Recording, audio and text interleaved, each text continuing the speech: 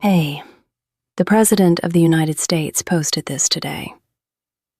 A whole civilization will die tonight, never to be brought back again. I don't want that to happen, but it probably will. Word for word. Not a leak, not off the record. A public post about destroying an entire country's power grid, bridges, and water systems if Iran doesn't reopen the Strait of Hormuz by 8 p.m. Eastern. Now watch what happened next. Half the country posted good and moved on with their day. The other half called it pure evil. And within about 4 minutes, everyone had picked a team and stopped thinking. That's not an accident. Here's what I want you to notice. Not about Iran, not about Trump, but about you. Before you had a single fact, you already had a feeling. That feeling arrived first, and that feeling came with a face attached to it. A villain. Already assigned, already loaded. Now your brain is working for the feeling instead of on the problem. So let's slow this down. What actually happened?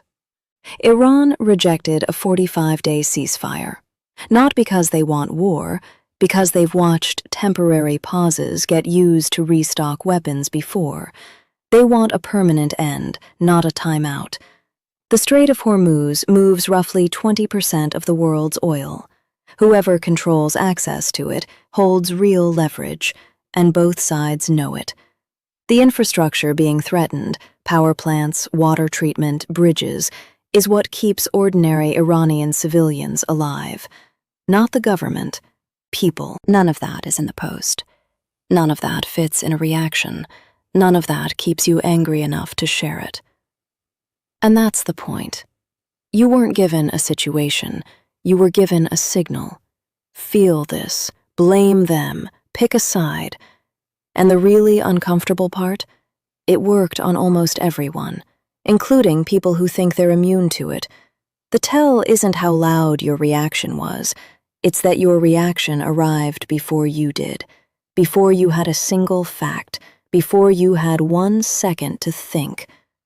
Something else was already thinking for you.